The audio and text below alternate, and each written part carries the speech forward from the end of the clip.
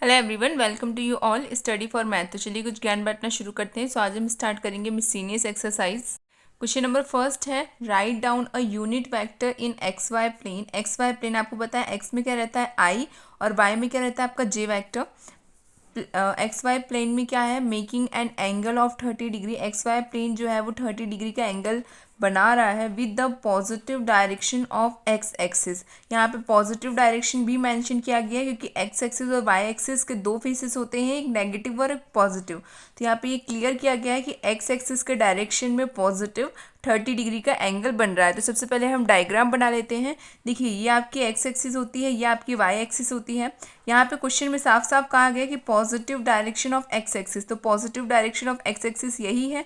तो ये जो हमारा थीटा एंगल है वो कहाँ पे, मतलब 30 डिग्री जो एंगल है वो किधर साइड मेड होगा, एक्स एक्सिस से टच करके इस तरीके से। इतना क्लियर हो गया। यह आपका आर है, आर क्या होता है आपका position vector, right. And R के जहाँ पे एंगल बनता है वो वाली साइड आपकी आर कॉस थीटा होता है, और जो एंगल की अपोजिट साइड होती है वो आपकी आर साइन थीटा होती है। ये चीज़ तो आपको पता है, इससे पहले वाली एक्सरसाइज में हमने इस टाइप के क्वेश्चंस किए हैं कि जो हमारे आर के फेसेस पे या फिर एंगल के जस्ट बाद में जो हमारा आर का हम लोग एंगल लिखते हैं वो हमेशा कॉस होगा, और जो एंगल के अपोजिट मतलब 30 डिग्री जो हमारा एंगल है उसके अपोजिट जो रहता है वो आर साइन थीटा रहता है। क्लियर हो गया इतना। अब देखिए angle of 30 degree with the positive direction of x axis जो हमें क्वेश्चन में गिवन था। अब हम लोग एक्स के लिए देखते हैं, X which is equals to R cos theta जो हमारा पोजीशन वेक्टर है, पहले कॉस थीटा के साथ लिखेंगे, एंड वाई के साथ हम क्या लिखेंगे, R sine theta. So Y equals to R sine theta, और हमारे पास जो थीटा की वैल्यू है वो क्या है 30 डिग्री। मॉडुलस ऑफ आर जो है मतलब मैग्नीट्यूड ऑफ आर क्या है आपका 1, बिकॉज ये क्या है आपका यूनिट वेक्टर। इतना सबको क्लियर हो गया। यूनिट वेक्टर जो है उसका मैग्नीट्यूड हमेशा 1 के इक्वल ही होता है, ये चीज़ हमें पता है। अब देखिए यहाँ पे हम आर की जगह पे जो हमारा मैग्नीट्यूड ऑफ आर है वो उसकी वैल्यू हम पुट कर देते हैं एक्स में भी और वाई में भी। तो देखिए X equals to 1 cos 30 degree, और cos 30 क्या होता है आपका √3/2, राइट। तो लिख दीजिए x इक्वल्स टू √3/2, यही आपका आंसर है। x की वैल्यू आपकी यही है। y के लिए देखिए y equals to 1 sin 30 degree. अब आपको पता है कि sin 30 डिग्री क्या होता है 1/2, तो लिख दीजिए y इक्वल्स टू 1/2। हमारे पास x और y दोनों की वैल्यू आ गई है, इसको वेक्टर फॉर्म में लिख दीजिए। तो vector form r which is equals to √3/2 i plus 1/2 j, यही हमको फाइंड करना था। क्लियर हो गया आप सभी को। अब हम देखते हैं question number second. Find the scalar component and the magnitude of the vector joining the points P and Q। P और Q को जो लाइन ज्वाइन कर रही है उसके बीच का हमें सबसे पहले डिस्टेंस फाइंड करना है। उसके बाद हमें यहाँ पे क्या फाइंड करना है, स्केलर कंपोनेंट्स फाइंड करने हैं। स्केलर कंपोनेंट्स किस तरीके से फाइंड होंगे, स्केलर कंपोनेंट्स और उसके मैग्नीट्यूड दोनों को हमें फाइंड करना है। तो सबसे पहले हम क्या करेंगे, इसका डिस्टेंस फाइंड करेंगे पी एंड क्यू का। पी एंड क्यू का जो डिस्टेंस आएगा उसकी हेल्प से हमें क्या मिल जाएगी, स्केलर कंपोनेंट्स मिलेंगे, और वो जो स्केलर कंपोनेंट्स है उसी को हम क्या कर देंगे, यहाँ पे मैग्नीट्यूड फाइंड कर लेंगे उस स्केलर कंपोनेंट की हेल्प से। तो देखिए सबसे पहले p which is equals to, इसको हम वेक्टर फॉर्म में लिखते हैं, तो x1i plus y1j plus z1k, q which is equals to x2i plus y2j plus z2k। अब हमें डिस्टेंस फाइंड करना है, तो P Q which is equals to q minus P, subtract कीजिए P Q which is equals to x2i plus y2j plus z2k minus x1i plus y1j plus z1k। अब i को हम common लेंगे तो जो बची हुई टर्म्स है वो देखिए क्या आएंगी हमारी। उससे पहले हम क्या करेंगे, जो नेगेटिव साइन है ब्रैकेट के अंदर जाएगा, तो देखिए x2i plus y2j plus z2k minus x1i minus y1j minus z1k। अब i j k को कॉमन ले लीजिए। सो क्या बचेगा हमारे पास, यहाँ पे कॉमन लेंगे आई को तो बचेगा x2 minus x1, j common लेंगे तो y2 minus y1, k common लेंगे तो z2 माइनस z1। अब ये हमें क्या, हमें स्केलर प्रोडक्ट्स मिल रहे हैं वेक्टर के साथ में। तो देखिए स्केलर कंपोनेंट्स क्या होते हैं आपके, x2 minus x1, y2 minus y1 and z2 minus z1। ये आपके स्केलर कंपोनेंट्स आ चुके हैं। इतना क्लियर हो गया। स्केलर कंपोनेंट्स के साथ साथ हमें क्या फाइंड करना था, मैग्नीट्यूड। तो इसकी हेल्प से हमें मैग्नीट्यूड मिल जाएगा P Q which is equals to √x² minus x2 minus x1 का square plus y2 minus y1 का square plus z2 minus z1 का स्क्वायर। हमें मैग्नीट्यूड भी मिल गया और हमें स्केलर कंपोनेंट्स भी मिल गए। बस यही तो हमें फाइंड करना था। क्वेश्चन नंबर थर्ड है, a girl walks 4 kilometre towards west, एक लड़की है जो 4 किलोमीटर चल रही है वेस्ट की साइड पे। Then she walks 3 kilometres in the direction 30 degree east of north, फिर वो एक डायरेक्शन अलग चेंज करती है, वहाँ पे 3 किलोमीटर चलती है और वहाँ पे क्या एंगल बनता है, 30 डिग्री का एंगल बनता है ईस्ट ऑफ नॉर्थ से, और एंड स्टॉप, उसके बाद वो रुक जाती है। तो हमें क्या फाइंड करना है, determine the girls displacement from the initial point, हमें उसका डिस्टेंस या फिर डिस्प्लेसमेंट हमें इसका फाइंड करना है कि आखिर वो कितना चली है, जो हमारा डिस्प्लेसमेंट है वो एग्जैक्ट वैल्यू उसकी क्या आ रही है। देखिए डिस्प्लेसमेंट क्या होता है, डिस्प्लेसमेंट होता है आपका shortest distance between initial and final point, जो हमारी शॉर्टेस्ट डिस्टेंस होती है इनिशियल से फाइनल पॉइंट तक में, वो होती है आपकी डिस्प्लेसमेंट, और वही हमको फाइंड करनी है। तो सबसे पहले हम डायग्राम ड्रॉ करेंगे, उसके बाद के स्टेप्स जो हैं वो बहुत ईजी हैं। तो देखिए ये आपका नॉर्थ हो गया, ये साउथ, ये वेस्ट और ईस्ट, ये तो आपको पता ही है इस तरीके से ड्रॉ होता है। अब हमें सबसे पहले एक बोला गया है कि एक लड़की जो है वो 4 किलोमीटर चली है टूवर्ड्स वेस्ट, टूवर्ड्स वेस्ट मतलब इधर साइड, राइट। और यहाँ पे कितने किलोमीटर, 4 किलोमीटर, तो मैंने यहाँ पे 4 किलोमीटर लिख दिया। इतना क्लियर हो गया आपको अभी तो।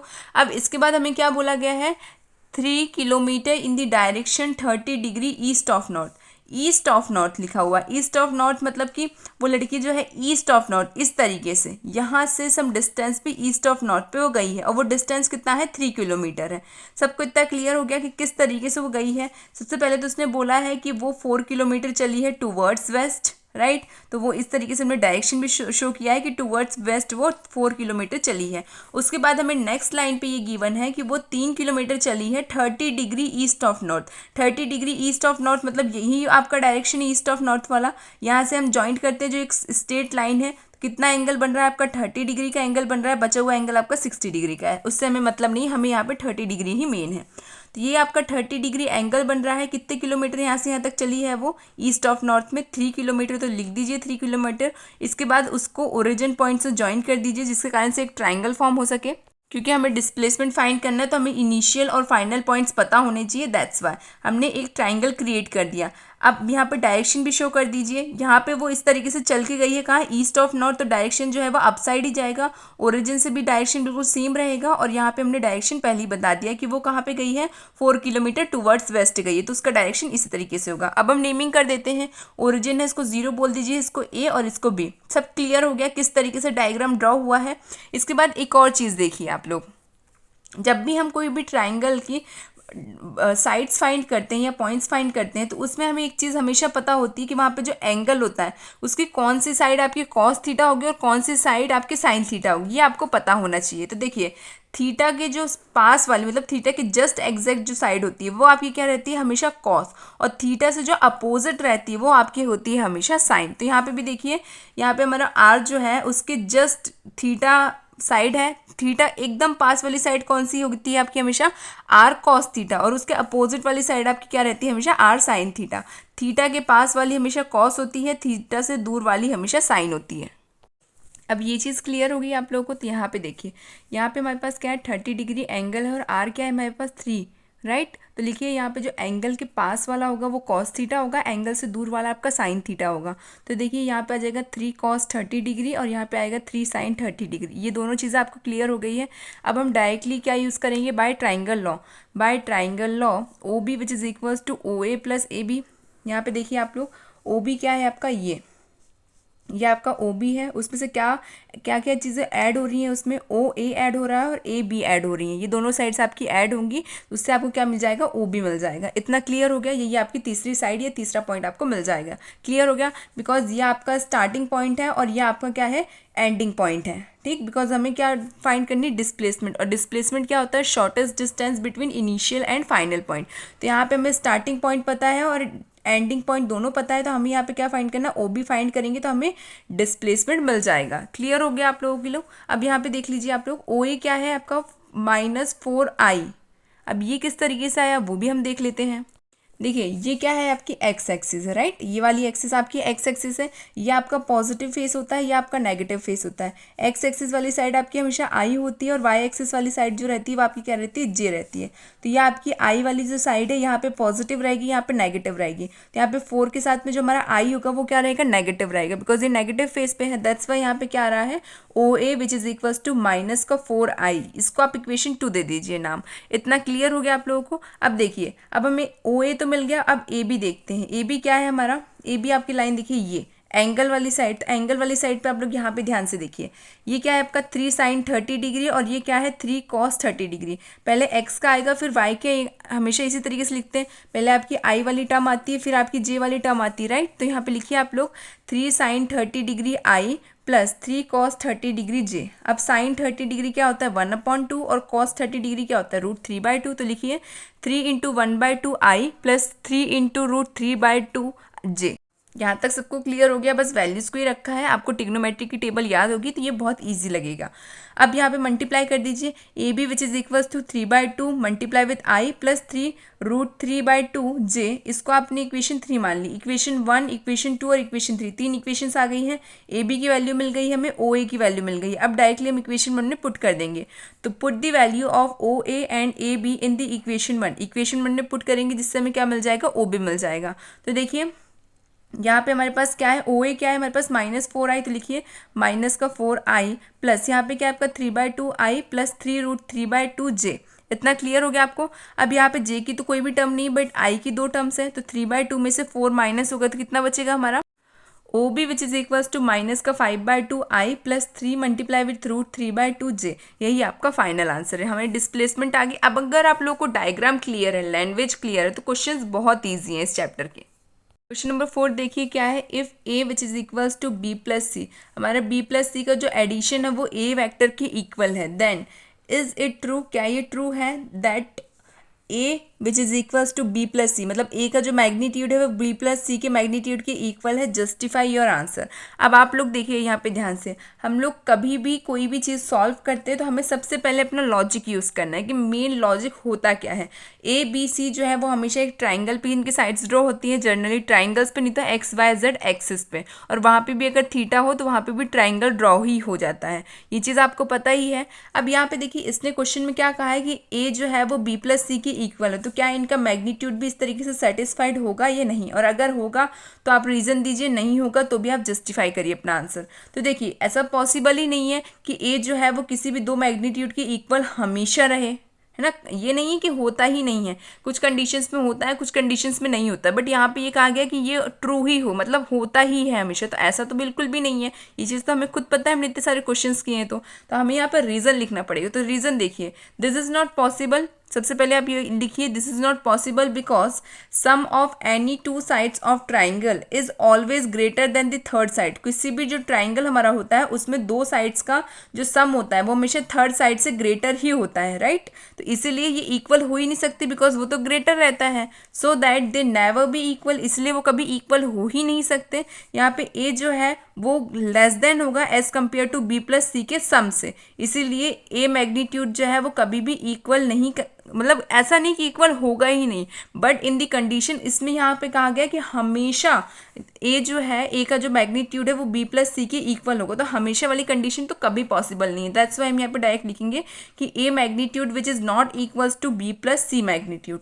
क्लियर हो गया आप लोगों को। रीज़न ये सबसे मेन है, ये आपको पता होना चाहिए रीज़न, कि sum of any 2 sides of triangle is always greater than the third side so that they never be equal, इसलिए वो कभी भी इक्वल नहीं होते हैं। इतना आप लोगों को क्लियर हो गया।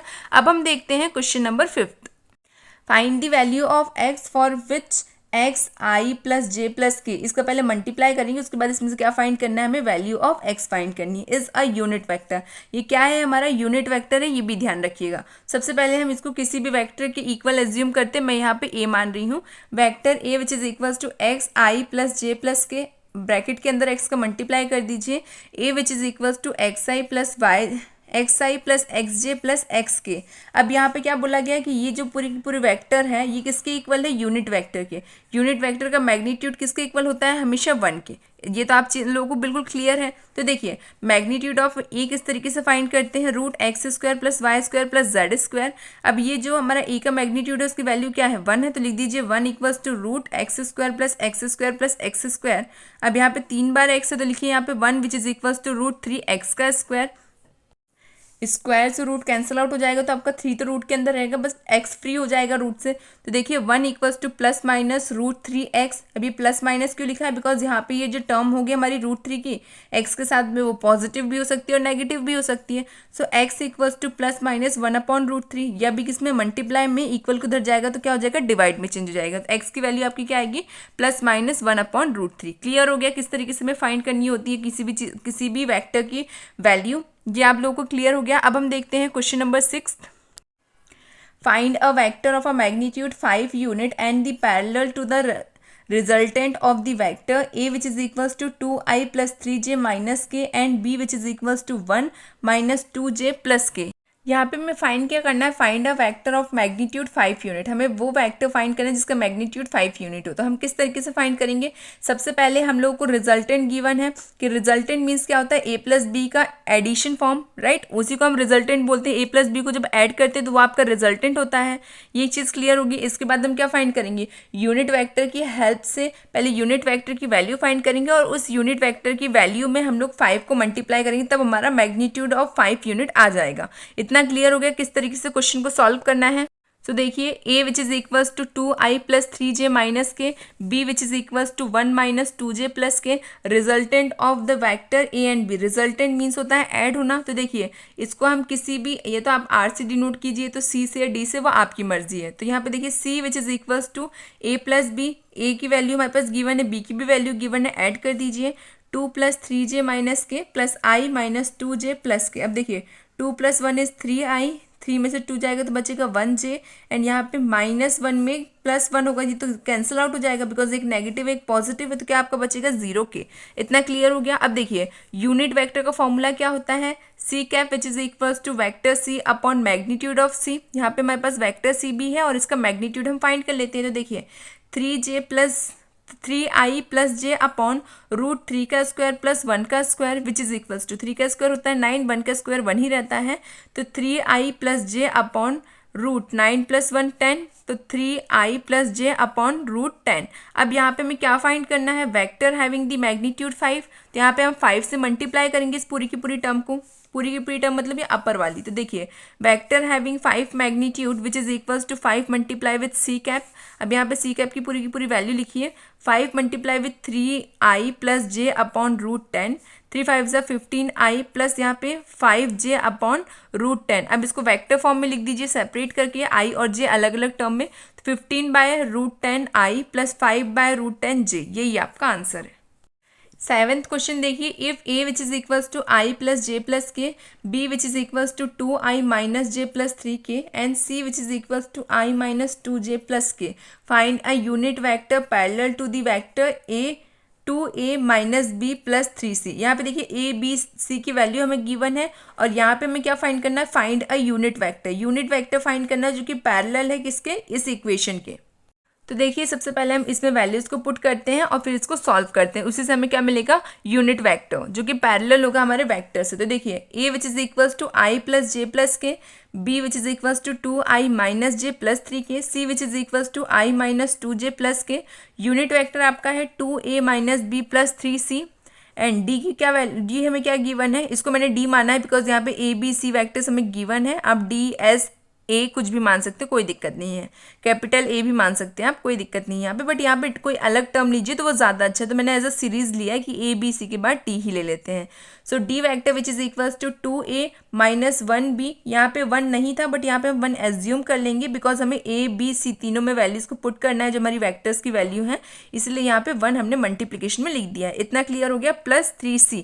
अब यहाँ पे ए बी सी तीनों की जगह पे आप लोग उनकी वैल्यूज़ को पुट कर दीजिए जो वैक्टर्स वैल्यूज़ हैं। तो देखिए d which is equals to 2i plus J plus k minus 1 2i minus J plus 3k plus 3i minus 2j plus k, multiply कर दीजिए 2i प्लस 2j, ये जो 2 है ये ब्रैकेट के अंदर तीनों से मल्टीप्लाई होगा, तो देखिए 2i 2j एंड 2k।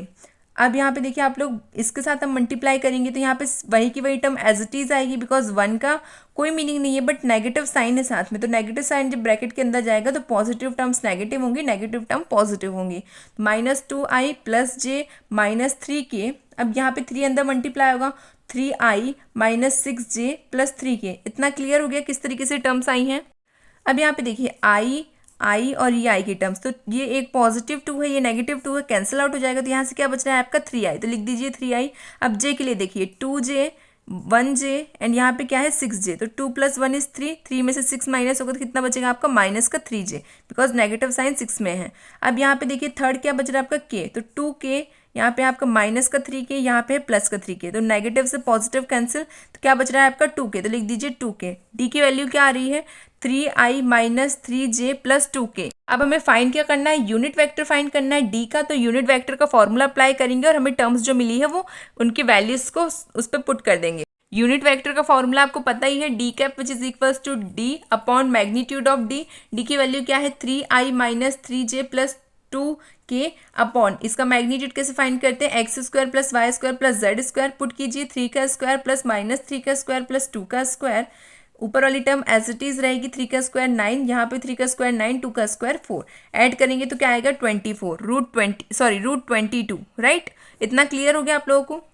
अब यही हमारा आंसर है, इसको बस हम वेक्टर फॉर्म में सेपरेट करके लिख देंगे, तो d = 3/√22i - 3/√22j plus 2/√22k, यही आपका आंसर है। हमें यूनिट वेक्टर फाइंड करने के लिए गिवन था, उसमें हमें वैल्यूज पुट की है, वैल्यूज पुट करने के बाद डायरेक्टली यूनिट वेक्टर का फॉर्मूला अप्लाई किया और उसमें वैल्यूज पुट करके हमने वेक्टर्स की वैल्यू फाइंड करी है।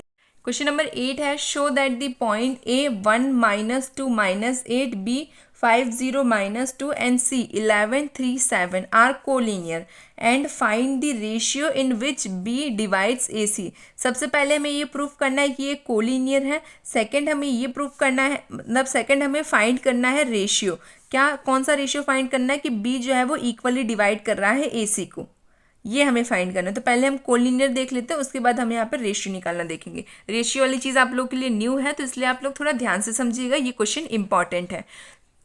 देखिए ए सी जो है उसको कौन कट कर रहा है इक्वल पार्ट्स में, बी, राइट। अब यहाँ पे हम ए बी सी तीनों को वेक्टर फॉर्म में लिख लेते हैं, a which is equals to i - 2j - 8k, b which is equals to 5i + 0j - 2k, c which is equals to 11i + 3j + 7k। अब हमें इसका डिस्टेंस फाइंड करना है, सबसे पहले ए बी, फिर यहाँ पे हम बी सी, उसके बाद हम क्या एज्यूम करेंगे a to c। क्लियर हो गया। इनके पहले हम डिस्टेंस फाइंड कर लेते हैं, फिर मैग्नीट्यूड में वैल्यूज मतलब मैग्नीट्यूड फाइंड करेंगे। मैग्नीट्यूड में अगर तीनों की वैल्यूज जो हैं वो अगर इक्वेशन में फॉर्म करने के बाद बिल्कुल करेक्ट आती हैं, दोनों जो है इक्वल आते हैं लेफ्ट हैंड साइड और राइट हैंड साइड, तब जाके हमारा प्रूफ हो जाएगा कि वो कोलिनियर है। प्रोसेस थोड़ी बड़ी है लेकिन आंसर का पैटर्न जो है वो बिल्कुल सेम है हमेशा की तरह। A B which is equals to b - a। अब यहाँ पे हम वैल्यूज को पुट करेंगे, b की वैल्यू क्या है 5i + 0j - 2k, minus a की वैल्यू क्या है i - 2j - 8k, negative sign bracket के अंदर लेके जाइए, 5i + 0j - 2k minus i + 2j + 8k।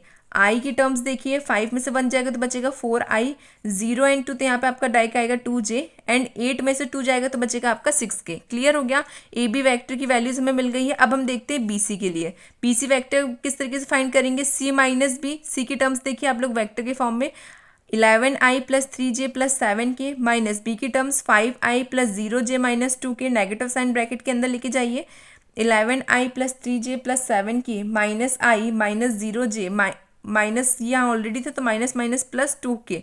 Clear हो गया। अब थोड़ी सी हम वैल्यूज फाइंड कर लेते हैं, 11 में से 5 जाएगा तो बचेगा आपका 6, तो यहाँ पे आपका आ गया 6i, 3 में यहाँ पे 0 से माइनस होगा कोई मीनिंग नहीं तो 3j एज इट इज, 7 + 2 = 9, तो यहाँ पे आएगा आपका 9k। क्लियर हो गया। हमारे पास bc की वैल्यू भी आ गई है। अब हम देखते हैं ac के लिए, तो देखिए ac कैसे फाइंड करेंगे, वेक्टर c - a, c की वैल्यूज है हमारे पास 11i + 3j + 7k minus a की वैल्यूज क्या है i - 2j - 8k, नेगेटिव का साइन ब्रैकेट के अंदर लेके जाइए, तो देखिए 11i + 3j + 7k minus i + 2j + 8k। अब हम वैल्यूज को सॉल्व करते हैं, यहाँ पे आपके पास 11 में से 1 जाएगा तो कितना बचेगा 10i, 3 + 2 is 5J and 7 + 8 which is 15K। Clear हो गया। AC, BC और AB तीनों की वैल्यूज मिल गई है हमें। अब हम इनका मैग्नीट्यूड फाइंड कर लेते हैं। So AB magnitude which is equals to √x² + y² + z²। x की वैल्यू हमारे पास 4 है तो 4 का स्क्वायर, y की वैल्यू 2 तो 2 का स्क्वायर, z की वैल्यू 6 तो 6 का स्क्वायर। 4 का स्क्वायर 16, 2 का स्क्वायर 4 एंड 6 का स्क्वायर 36। तीनों चीज़ें ऐड होंगी तो आपका आएगा 56। 56 को अगर मैं ब्रेक करके लिखना चाहूँ तो किस तरीके से लिख सकते हैं, 14 × 4, और यहाँ पे 4 जो है वो किसका स्क्वायर होता है, 2 का, तो स्क्वायर से रूट कैंसिल आउट हो जाएगा तो 2√14। आपकी AB का मैग्नीट्यूड क्या आ रहा है, 2√14। अब हम देखते हैं BC का magnitude. BC which is equals to √x² + y² + z²। x की वैल्यू है 6, y की वैल्यू है 3 एंड z की वैल्यू है 9। 6 का स्क्वायर क्या होता है 36, 3 का स्क्वायर होता है 9 एंड 9 का स्क्वायर होता है आपका 81। तीनों चीज़ें ऐड होंगी तो क्या आएगा आपका 126। 126 को अगर मैं ब्रेक करके लिखूंगी तो किस तरीके से लिख सकते हैं, 14 × 9। 9 जो है वो किसका स्क्वायर होता है, 3 का, स्क्वायर से रूट कैंसिल आउट तो 3√14। ये आपका वैल्यू आ रही है मैग्नीट्यूड ऑफ BC। क्लियर हो गया इतना। अब हम थर्ड देखते हैं मैग्नीट्यूड किसका, AC का। AC which is equals to √x² + y² + z²। x क्या है आपके पास 10, y क्या है आपके पास 5 और z क्या है आपके पास 15। 10 का स्क्वायर क्या होता है 100, 5 का स्क्वायर होता है आपका 25 एंड 15 का स्क्वायर होता है आपका 225। तीनों को ऐड करेंगे तो क्या आएगा 350। इसको अगर मैं ब्रेक करके इसी फॉर्म में लिखना चाहूँ तो किस तरीके से लिख सकते हैं, 14 × 25। 25 किसका स्क्वायर होता है 5 का, स्क्वायर से रूट कैंसिल आउट तो 5√14। क्लियर हो गया इतना। हमारे पास AB, BC और AC तीनों के मैग्नीट्यूड मिल गए हैं। अब हम डायरेक्टली कोलिनियर वाले फॉर्म में पुट करते हैं। AC which is magnitude of AC which is equals to magnitude of AB + magnitude of BC। अब यहाँ पे हमें पता है कि AC की वैल्यू क्या है 5√14 और यहाँ पे AB की वैल्यू क्या है 2√14 एंड BC मैग्नीट्यूड की वैल्यू क्या है 3√14। इनको ऐड करेंगे तो similar left hand side right hand side equal आ रहे हैं। इसका मतलब ABC जो है वो क्या है आपके कोलिनियर है। क्लियर हो गया इतना। कोलिनियर हमने प्रूफ कर लिया। सेकंड चीज़ हमें क्वेश्चन में क्या बोली थी, रेशियो फाइंड करने के लिए। रेशियो किस तरीके से फाइंड करते हैं आपके लिए बिल्कुल न्यू है तो प्लीज़ ध्यान से समझिएगा। विच B डिवाइड्स AC, हमें क्वेश्चन में गिवन है कि ratio which divides B divides AC। B जो है वो AC को डिवाइड कर रहा है। रेशियो हमें फाइंड करना है कि किस तरीके से ये B जो है वो A और C को डिवाइड कर रहा है। तो देखिए सबसे पहले हमें रेशियो फाइंड करने के लिए हमें एक चीज़ को कांस्टेंट मानना पड़ेगा, मतलब वेरिएबल फॉर्म में, राइट। या आप x मान सकते हैं, z मान सकते हैं, k मान सकते हैं, s मान सकते हैं, कुछ भी मान सकते हैं, राइट, एक कांस्टेंट टर्म को। तो देखिए लेट द रेशियो k/1, हम यहाँ पे एक कांस्टेंट k मान ले। दोनों के दोनों को आपको वेरिएबल फॉर्म नहीं देने, मतलब x और y नहीं एज्यूम करना है। एक हमेशा टर्म रहेगी जो सबसे छोटी, और सबसे छोटी वैल्यू आपकी 0 के बाद क्या होती है, हमेशा 1 ही होती है। 0 हम पुट नहीं कर सकते बिकॉज आपको पता ही है कि Q which is not equals to 0, और नीचे वाली टर्म्स जो है हमारी M और N ही है, और M और N आपकी यही होती हैं जो रेशियो हम अभी फाइंड करेंगे। क्लियर हो गया इतना। तो इसलिए हम यहाँ पे 0 तो पुट नहीं कर सकते। 0 से एक बड़ी वैल्यू वो क्या होती है, हमेशा 1। तो यहाँ पे देखिए k/1 हमें लिखेंगे। यहाँ पे वेरिएबल्स कभी भी दोनों नहीं हो सकते हैं, ये चीज़ याद रखिएगा। कभी भी आप लोग रेशियो के लिए x/y मत पुट कीजिएगा। आप x पुट कर सकते हैं, इट्स करेक्ट, बट y की जगह पे आपको 1, 2 कुछ ना कुछ एज्यूम करना है। हम कोशिश करते हैं कि सबसे छोटी वैल्यू लेके चले, जिसके कारण से मेरा क्वेश्चन जो है वो ईजी रहे। अब यहाँ पे देखिए सबसे पहले क्या अप्लाई होगा, सेक्शन फॉर्मूला अप्लाई होगा, बिकॉज हमारे पास A की भी वैल्यू है, B की भी वैल्यू है और C की भी वैल्यू है वेक्टर फॉर्म में। तो हम यहाँ पे डायरेक्टली इनकी वैल्यूज को पुट करेंगे, साथ ही साथ में जो हमने कॉन्स्टेंट एज्यूम किए वो इस फॉर्मूले में पुट करके वैल्यूज को सॉल्व करेंगे, जिसके कारण से हमें M और N की M की वैल्यू मिल जाएगी, बिकॉज N तो ऑलरेडी हमारे पास है 1। क्लियर हो गया इतना। ए देखिए क्या है हमारे पास वेक्टर फॉर्म में I - 2j - 8k। बी हमारे पास क्या है 5i + 0j - 2k, और सी हमारे पास क्या है 11i + 3j + 7k। सो देखिए हमारा जो हमें पॉइंट फाइंड करना है, कौन सा पॉइंट हमारा डिवाइड कर रहा है दोनों को इक्वल पार्ट में, ए और सी में, क्या डिवाइड कर रहा है बी। तो बी इक्वल्स टू 1, यहाँ पे m आएगा ना, तो m क्या है आपका, m और n आता है, m और n, राइट। तो आप हम किसी को भी n और m मान सकते हैं, वो आपकी मर्जी है। तो यहाँ पे मैंने m 1 को माना है और n जो है वो किसको माना है, k को माना है। आप लोग चाहें तो उल्टा भी कर सकते हैं, पहले इसको k मान लीजिए, इसको 1 मान लीजिए, कोई दिक्कत नहीं है। किसी को भी आप m और किसी को भी आप n मान सकते हैं, वो आपकी मर्जी है। तो देखिए 1 multiply with I - 2j - 8k + k 11i + 3j + 7k upon m + n। m क्या है आपका k और +1, ठीक है। आप इसको 1 प्लस के भी लिखेंगे तो भी करेक्ट है, k+1 भी लिखेंगे तो भी करेक्ट है, बिकॉज m और n आप कुछ भी मान सकते हैं, चाहे तो इसको 1 मानिए चाहे तो इसको k मानिए, कोई दिक्कत नहीं है। अब यहाँ पे देखिए b की वैल्यू हमारे पास गिवन है तो हम लोग b की वैल्यू भी पुट कर लेते हैं। 5i + 0j - 2k which is equals to i - 2j - 8k + 11ki + 3kj + 7kk।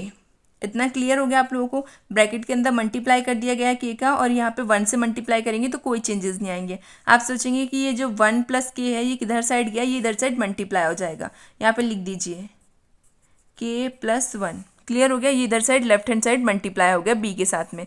अब यहाँ पे देखिए इसको थोड़ा सा और सिंप्लीफाई करते हैं। हम क्या करते हैं, i j k तीनों टर्म्स को अलग अलग सेपरेट करते हैं। तो देखिए यहाँ पे सेम रहने दीजिए, अभी यहाँ पे पहले सॉल्व कीजिए। तो यहाँ पे जब हम i की टर्म्स लिखेंगे तो i को आप कॉमन लीजिए तो क्या बच रहा है 11k+1, तो लिख दीजिए 11k+1 i। j के लिए आप लोग देखिए तो क्या बचेगा 3k - 2j प्लस, अब यहाँ पे आप k के लिए देखिए तो क्या आएगा 7k - 8k। इतना क्लियर हो गया। अब यहाँ पे हमारे पास ये टर्म्स तो सॉल्व हो गई, इधर साइड भी सॉल्व कर लेते हैं। इसका अंदर मल्टीप्लाई कर दीजिए तो देखिए 5k+1 i - 2k+1 k which is equals to j जो है वो 0 है, इसलिए यहाँ पे 0 के साथ मल्टीप्लाई करेंगे तो कोई मीनिंग नहीं है। ये टर्म जो है वो बिल्कुल एज इट इज आएगी। अब हमारे पास इधर साइड भी i k की वैल्यूज है और इधर साइड हमारे पास भी i j k की वैल्यू है, तो कंपेयर कर देते हैं जिसके कारण से हमें k की वैल्यू मिल जाएगी। तो देखिए j के साथ या k के साथ कंपेयर करने से पहले सबसे पहले हम i के साथ कंपेयर करते हैं, बिकॉज ये फर्स्ट टर्म है तो i के साथ ही कंपेयर कर लेते हैं तो हमें डायरेक्टली वैल्यू मिल जाएगी किसकी, k की। तो देखिए on comparing both side 11k+1 which is equal to 5k+1। अब यहाँ पे हम 5 का ब्रैकेट के अंदर मल्टीप्लाई करेंगे तो 11k+1 which is equal to 5k+5। अब यहाँ पे देखिए क्या क्या टर्म्स जो है वो सिमिलर है, के वाली टर्म्स जो है हम एक साइड कर देते हैं, कांस्टेंट हम एक साइड कर देते हैं। तो यहाँ पे देखिए 11k पॉजिटिव है, यहाँ पे 5k भी पॉजिटिव है। 5k को हम लेफ्ट हैंड साइड लेके जाएंगे तो ये नेगेटिव हो जाएगा, ये 1 जो है ये पॉजिटिव है, ये राइट हैंड साइड जाएगा तो नेगेटिव हो जाएगा। 11k - 5k which is equals to 5 - 1 solve करेंगे तो क्या आएगा 6k which is equals to 4। अब ये जो 6 है ये भी किसमें मल्टीप्लाई में है, राइट हैंड साइड जाएगा तो डिवाइड में चेंज हो जाएगा। k इक्वल्स टू 4/6, 2 की टेबल से कट कर दीजिए तो k इक्वल्स टू क्या आ रहा है 2/3। आपके पास k की वैल्यू आ गई है, रेशियो फॉर्म में पुट कीजिए k/1। अब यहाँ पे देखिए k की जगह पे अगर मैं 2/3 पुट करूँगी तो इसको जब हम लोग रेशियो के फॉर्म में लाएंगे तो ये वैल्यू इधर साइड जाएगी, बिकॉज रेशियो जो है वो कभी भी इस तरीके से नहीं रहता है, क्योंकि डेसिमल में वैल्यूज आने लगेंगी और डेसिमल में वैल्यूज नहीं आनी चाहिए हमारे रेशियो की। तो यहाँ पे ये राइट हैंड साइड जाएगा तो क्या रेशियो आ रहा है हमारा 2/3। क्लियर हो गया, हमारे पास m और n दोनों की वैल्यूज आ गई हैं 2/3। यही आपका रेशियो फाइंड करने का तरीका है। देखिए इसके अलावा कोई दूसरा इजी पैटर्न नहीं है रेशियो फाइंड करने का, इसका एक बेसिक फॉर्मूला और पैटर्न यही है। तो आई होप आपको समझ में आया हो। अब हम देखते हैं question number 9th। Find the position vector of a point r which divides the line joining two points p and q। p and q को एक लाइन जो है वो डिवाइड कर रही है, वो पॉइंट क्या है आपका r है। r जो है वो p और q को डिवाइड कर रहा है इक्वल पार्ट्स में। Whose position vector are 2a + b and a - 3b, जिनके पोजीशन वेक्टर्स हमारे पास गिवन है। एक्सटर्नली मतलब क्या होता है, बाहर की साइड बाहर है आपका पॉइंट, इन दी रेशियो 1/2, यहाँ पे हमें रेशियो गिवन है। Also show that p is the mid point of the line segment R Q. यहाँ पे हमें दो चीज़ें फाइंड करनी। सबसे पहले हमें ये फाइंड करना है कि r जो है वो इक्वल पार्ट्स में p और q को डिवाइड कर रहा है। दूसरी चीज़ हमें ये फाइंड करनी है कि p जो है p is the mid point, p जो है वो मिड पॉइंट है किसका, r और q का। ये हमें फाइंड करना है, ध्यान दीजिएगा हमें दो चीज़ें फाइंड करनी। पहले हमें यहाँ पे फाइंड करना है कि r जो है वो क्या कर रहा है, p और q को इक्वल पार्ट में डिवाइड कर रहा है। और सेकेंड चीज़ हमें ये फाइंड करनी है कि p जो है वो मिड पॉइंट है किसका, r q का। तो सबसे पहले जो हमें फर्स्ट पूछा गया वो हम सॉल्व करेंगे। तो देखिए सबसे पहले हम लाइन ड्रॉ करते हैं। r जो है वो एक्सटर्नली मतलब बाहर साइड से पॉइंट को कट कर रहा है। तो देखिए r p q। अब यहाँ पे आप सोचेंगे कि r जो है वो कैसे p q को डिवाइड कर रहा है इक्वल पार्ट्स में। तो मैंने ये आपको इंट्रोडक्शन में समझा दिया था कि इंटरनली मतलब आपके सेंटर पॉइंट से कट ऑफ करता है और एक्सटर्नली में एक बाहर का पॉइंट जो है वो p q को कट करता है। बाहर का पॉइंट, इसका मीनिंग ये नहीं है कि वो p q के बाहर होता है, वो 3D डायग्राम में बिल्कुल क्लियर दिखता है कि वो p q को इक्वल पार्ट में डिवाइड कर रहा है। बट यहाँ पे हमें 3D डायग्राम नहीं बनाना है, इसलिए रफली में इसी तरीके से वो दिखता है। क्लियर हो गया आप लोगों को। यहाँ पे हमें साथ ही साथ क्या दिया हुआ है, रेशियो दिए हुए हैं। तो लिख दीजिए 1/2 टू पी और क्यू के जो हमें वेक्टर्स गिवन है वो हमने लिख दिए हैं। अब देखिए एक्सटर्नली का फॉर्मूला क्या होता है, r divides p q externally, तो r equals to m b minus m a upon m minus n, यही आपका फॉर्मूला होता है। फॉर्मूले में वैल्यूज को पुट कर दीजिए। तो देखिए R which is equals to 1 multiply with A minus 3b minus 2 A plus B upon 1 minus 2। अब यहाँ पे 1 का इससे मल्टीप्लाई, 2 का इससे मल्टीप्लाई, 1 का मल्टीप्लाई होने से कोई चेंजेस नहीं आएंगे, 2 का मल्टीप्लाई होने से चेंजेस आएंगे। नेगेटिव साइन के साथ चेंज होगा तो दोनों की टर्म्स जो है वो नेगेटिव हो जाएंगी। देखिए a minus 3b, 2 into 2 is minus का 4a, 2 इंटू दिस तो माइनस का 2b अपॉन में 1। इतना सबको क्लियर है। अब देखिए यहाँ पे ए और बी की वैल्यूज को देखिए, यहाँ पे क्या है 4a में से 1 जाएगा तो कितना बचेगा आपका माइनस का 3a। यहाँ पे क्या है माइनस का 3 और माइनस का 2 ऐड होंगे तो माइनस 5b अपॉन माइनस का 1। आपको इतना क्लियर हो गया, बिकॉज माइनस का 2 जो है वो ग्रेटर है वैल्यू, तो इसलिए यहाँ पे नेगेटिव साइन आपका आएगा। अब यहाँ पे ध्यान से देखिए, यहाँ पे भी नेगेटिव, यहाँ पे भी नेगेटिव, नेगेटिव को कॉमन ले लीजिए जिसके कारण से नेगेटिव कैंसिल आउट हो जाए। तो मैंने यहाँ पे नेगेटिव कॉमन लिया तो क्या बच रहा है हमारे पास 3a प्लस 5b, नेगेटिव से negative cancel, r which is equals to 3a plus 5b। तो यहाँ पे r पॉइंट जो है वो इक्वल पार्ट्स में p और q को डिवाइड कर रहा है, ये हमें मिल चुकी है इसकी वैल्यू एग्जैक्ट। अब हमें क्या फाइंड करना था next, mid point of R Q, because हमें पूछा मतलब हमें फाइंड करना है कि P जो है वो इक्वल पार्ट में डिवाइड कर रहा है किसको, R और Q को। तो इसका मिड पॉइंट फॉर्मूला क्या होता है, A plus B upon 2, values को पुट कर दीजिए। A भी है हमारे पास और B भी है हमारे पास। तो देखिए इसका कट कर रहा है, ये हमें कैसे पता चलेगा, हमारे पास जो V वैक्टर्स गिवन है, जो हमें V के वैक्टर्स गिवन है, एग्जैक्ट वैल्यू आएगी जब हम लोग इसका मिड पॉइंट फाइंड करेंगे। P Q और R का जब हम लोग मिड पॉइंट फाइंड करेंगे तो हमें P की एग्जैक्ट वेक्टर वैल्यू आएगी। इसका क्लियर मीनिंग होता है कि P जो है वो एग्जैक्टली इनको डिवाइड कर रहा है बिल्कुल इक्वल पार्ट्स में। तो यहाँ पे देखिए A क्या है हमारे पास 3a plus 5b plus a minus 3b upon 2। तो यहाँ पे देखिए ऐड कर देंगे, बिकॉज सारी के सारी टर्म्स ऐड में है, बस b की टर्म्स नेगेटिव है। 3 प्लस 1 इज 4 एंड यहाँ पे 5 में से 3 जाएगा तो बचेगा आपका 2b अपॉन 2। अब यहाँ पे 2 कॉमन आ सकता है तो कॉमन ले लीजिए। 2 को कॉमन लेंगे तो क्या आएगा 2a प्लस बी अपॉन 2, 2 से 2 कैंसिल, तो क्या आ रहा है 2a प्लस बी। ये सेम वैल्यू जो है वो आपको p के वैक्टर में मिली थी क्वेश्चन में, राइट। तो हमारे पास एग्जैक्ट वैल्यू आ रही है। इसका क्या मीनिंग है, सो P is the mid point. तो P क्या है हमारा मिड पॉइंट, बिकॉज बिल्कुल एग्जैक्ट वैल्यू आ रही है। मैंने स्टार्टिंग में ही आपको बताया था कि ये मिड पॉइंट फॉर्मूला लगाने के बाद जो आर क्यू हम सॉल्व करेंगे उसके मिड पॉइंट के फॉर्मूले की जो वैल्यू आएगी वो एग्जैक्ट आएगी, P वेक्टर जो हमको क्वेश्चन में गिवन था वही, और वही आई है। इसका मतलब ये है कि P is the mid point. P जो है वो हमारा मिड पॉइंट है किसका, आर क्यू सेगमेंट का। ये क्लियर हो गया आप लोगों को। अब हम देखते हैं question number 10। The two adjacent sides of the parallelogram are 2i minus 4j plus 5k and I minus 2j minus 3k. Find the unit vector parallel to its diagonal, also find its area. हमें area find करना है, साथ ही साथ में हमें क्या find करना है, यूनिट वेक्टर जो पैरेलल है उसके डायगोनल से। दो चीज़ें हमें फाइंड करनी है, unit vector parallels to its diagonals, और सेकंड चीज़ हमें फाइंड करनी है एरिया। सबसे पहले डायगोनल देखते हैं फिर एरिया का फॉर्मूला अप्लाई करेंगे। तो यूनिट वेक्टर तो बहुत ईजी है, वो आपको आता ही है, उसका फॉर्मूला भी पता है। तो सबसे पहले एक रफली डायग्राम बनाते हैं पैरेललोग्राम का।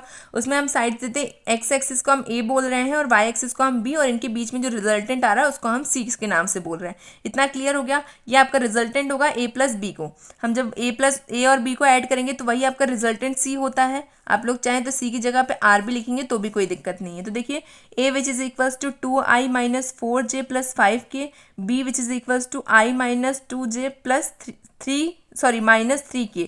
अब यहाँ पे हमें सी फाइंड करना है। सी क्या होता है, ए प्लस बी। तो देखिए ए और बी की वैल्यू को ऐड कीजिए, 2i minus 4j plus 5k plus i minus 2j minus 3k add कर देते हैं। तो देखिए 2 प्लस 1 इज 3i, 4 माइनस 2, ये दोनों नेगेटिव है तो 4 प्लस 2 इज 6j, एंड यहाँ पे देखिए 5 में से 3 जाएगा तो बचेगा आपका 2k। हमारे पास c की वैल्यू आ गई है। अब इसका मैग्नीट्यूड भी फाइंड कर लेते हैं, जिसके कारण से हमें वेक्टर का जो हम लोग वेक्टर वैल्यू निकालेंगे उसमें डायरेक्टली वैल्यू को पुट कर देंगे। तो देखिए root X square plus Y square plus Z square, X की वैल्यू क्या है आपकी 3, वाई की वैल्यू है आपकी -6 और जेड की वैल्यू है आपकी 2। तो 3 का स्क्वायर होता है 9, 6 का स्क्वायर होता है 36, 2 का स्क्वायर होता है आपका 4। तीनों को ऐड कर दीजिए तो क्या आएगा रूट 49, और 49 किसका स्क्वायर होता है 7 को। तो यहाँ पे आपकी वैल्यू आ गई 7, मैग्नीट्यूड ऑफ सी। अब हम डायरेक्टली यूनिट वेक्टर का फॉर्मूला अप्लाई कर देते हैं। Unit vector which is equals to c cap which is equals to c upon magnitude of c. दोनों वैल्यूज हमें पता है तो लिख दीजिए 3i माइनस 6j +2k/7, इसको वेक्टर फॉर्म में सेपरेट करके लिखते हैं 3/7i minus 6/7j plus 2/7k। अब हमने यहाँ पे एक चीज़ तो फाइंड कर ली, अब सेकेंड चीज़ हमें क्या फाइंड करनी, area of parallelogram. Area of parallelogram का क्या फॉर्मूला होता है, magnitude of A cross B. तो यहाँ पे हमारे पास ए और बी की वैल्यू ऑलरेडी गिवन है, हमें इनका क्रॉस प्रोडक्ट फाइंड करना है। क्रॉस प्रोडक्ट फाइंड करके उसका मैग्नीट्यूड निकालेंगे, वही आपका एरिया ऑफ पैरेललोग्राम होगा। तो देखिए a cross b which is equals to i j k. यहाँ पे हमारे पास ए की वैल्यू है 2 - 4 5 और जे की वैल्यू हमारे पास मतलब बी की वैल्यू हमारे पास क्या है 1 - 2 एंड 3। अब यहाँ पे हम मैट्रिक्स के फॉर्म से सॉल्व करते हैं इसे। सबसे पहले आई के लिए फाइंड करेंगे तो first row and first column hide हो जाएगी। क्या बच रहा है हमारे पास, 4 का 3 से मल्टीप्लाई होगा एंड 5 का 2 से मल्टीप्लाई होगा। तो 3 4 ज़ा 12, नेगेटिव नेगेटिव है तो पॉजिटिव आएगा, और 5 2 ज़ा 10, ये नेगेटिव का साइन है और सेंटर में भी नेगेटिव होता है तो पॉजिटिव हो जाएगा। ओवरऑल क्या आ रहा है 12 + 10 आई प्लस। अब सेकंड जे के लिए देखिए, सेकंड जे में हमारा क्या आएगा, सबसे पहले नेगेटिव का साइन यहाँ पे आता है। अब ये आपकी first row and first column hide हो गई तो क्या आएगा 3 2 ज़ा 6, तो यहाँ पे आएगा आपका माइनस का 6, ये थोड़ा सा गलत हो गया है ध्यान दीजिएगा। यहाँ पे आएगा आपका माइनस का 6 एंड यहाँ पे आएगा 5 × 1, तो ये आपका आ जाएगा माइनस का 5। क्लियर हो गया आपको। अब यहाँ पे जे की वैल्यूज आ गई। अब हम देखते हैं के के लिए, तो फर्स्ट रो हाइड होगी और थर्ड कॉलम हाइड होगी। 2 × 2 = 4, तो यहाँ पे आएगा आपका माइनस का 4 एंड 4 × 1, ये भी आपका क्या आ जाएगा माइनस का 4। तो नेगेटिव नेगेटिव आपका यहाँ पे आ जाएगा पॉजिटिव के। इतना क्लियर हो गया आप सभी को। अब देखिए यहाँ पे आएगा आपका 22i प्लस यहाँ पे आपका आएगा नेगेटिव का साइन, सॉरी यहाँ पे नेगेटिव नेगेटिव टर्म्स आएगी, फिर ये भी नेगेटिव, तो नेगेटिव नेगेटिव पॉजिटिव हो जाएगा। तो यहाँ पे आपका आएगा 11j प्लस ये दोनों टर्म्स जो है एक पॉजिटिव नेगेटिव सेम है तो 0 आएगा, तो यहाँ पे आपका आएगा 0k। क्लियर हो गया किस तरीके से हमने सॉल्व किया है। अब इसके बाद हमें क्या फाइंड करना है, इसका मैग्नीट्यूड। तो देखिए a क्रॉस b का magnitude √x² + y² + z², z 0 हो गया है तो x y की वैल्यू रखिए 22, 11 का स्क्वायर। तो देखिए 22 का स्क्वायर क्या होता है आपका 484 एंड 11 का स्क्वायर क्या होता है 121, दोनों को ऐड करेंगे तो क्या आएगा √605। इसको हम ब्रेक करके लिखेंगे, तो ब्रेक करके कैसे लिख सकते हैं 121 मल्टीप्लाई विथ 5, और 121 किसका स्क्वायर होता है 11 का, तो यहाँ पे स्क्वायर से रूट कैंसिल आउट हो जाएगा तो 11 बाहर आ जाएगा। 11√5 जो है वो आपका a क्रॉस b का मैग्नीट्यूड है, और यही आपका क्या है area of parallelogram which is equals to 11√5 unit square. ये चीज़ क्लियर हो गई किस तरीके से हमने फाइंड किया। आई होप क्लियर हुई है, बिकॉज ईजी ही है, बस हमें पैटर्न्स पता होंगे ना तो क्वेश्चन बहुत सिंपल है वेक्टर चैप्टर के।